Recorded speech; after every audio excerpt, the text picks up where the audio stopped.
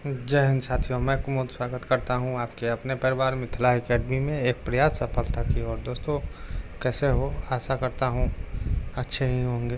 दोस्तों, आज का हमारा टॉपिक है रिवर्स यानी अफ्रीकन रिवर्स। और यह topic air force, navy, DRDO, army इन सब के एग्ज़ाम के लिए बहुत ही इम्पोर्टेंट टॉपिक है।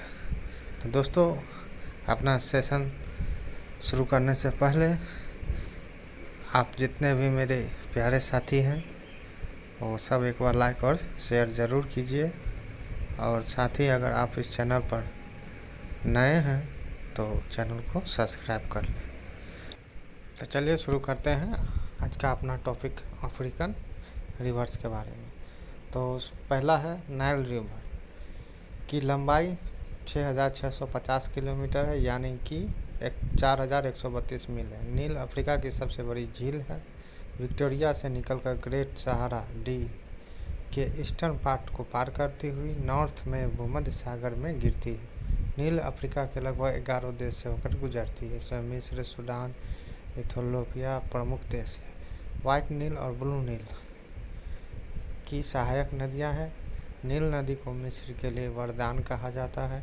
मिस्र उत्तर पूर्वी अफ्रीका का एक देश है। इसका लगभग 1/3 भाग मरुस्थल है। मिस्र की सभ्यता विश्व की प्राचीनतम सभ्यताओं में से एक है। मिस्र की भाषा में नील नदी को इतेरू कहते हैं। इसका मतलब होता है महान। तो दोस्तों, साथ ही साथ आप नोट्स भी बनाते जाएंगे। और एक बात और कि रिवीजन पर भी ध्यान दीजिएगा, क्योंकि यहाँ से प्रश्न बनता है। क्या पता एग्जामिनर यहाँ से पूछ ले। अब आगे जानते हैं। अगर आप इंग्लिश वाले हैं तो आप इस इंग्लिश को भी नोट कर सकते हैं। The length of the Nile river is 6,650 kilometres, i.e.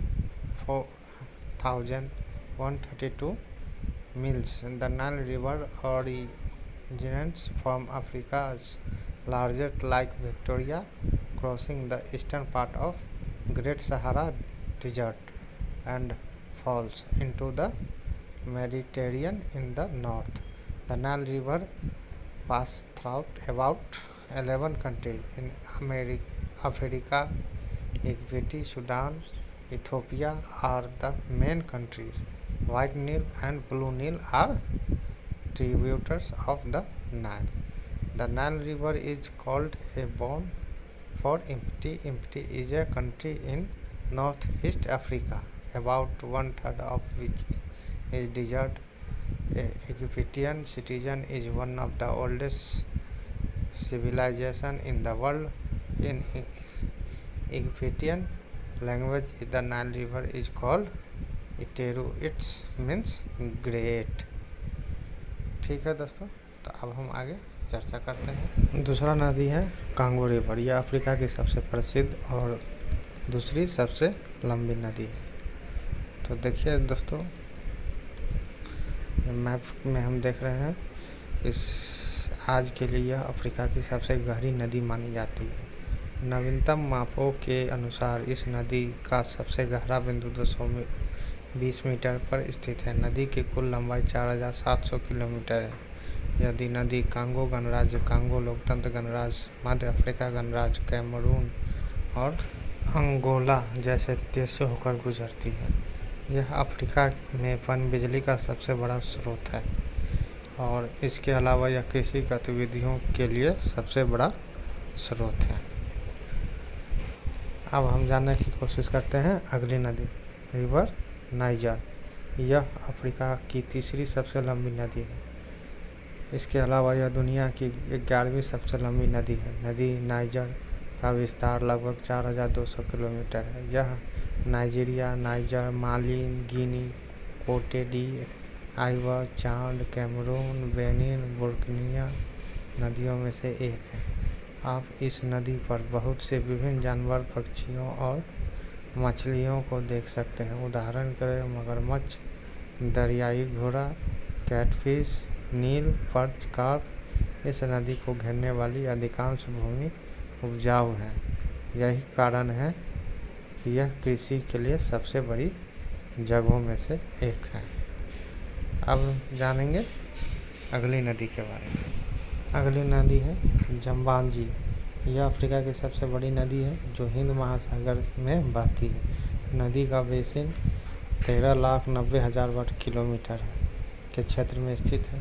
जम्बांजी नदी देश के माध्यम से बहती है, जैसे Zimbabwe, Tanzania, Namibia, Mozambique, Malvi, Botswana और अंगोला। यह नदी अपने प्रसिद्ध झरनों के लिए जानी जाती है, जैसे कि चोमा फॉल, नोची फॉल्स और सबसे प्रसिद्ध विक्टोरिया फॉल्स।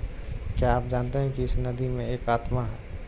दोस्तों, आत्मा नहीं होता है, ये एक तरह का भावना है और भावना को भगवान मानता है, तो भावना का नाम न्यामी है।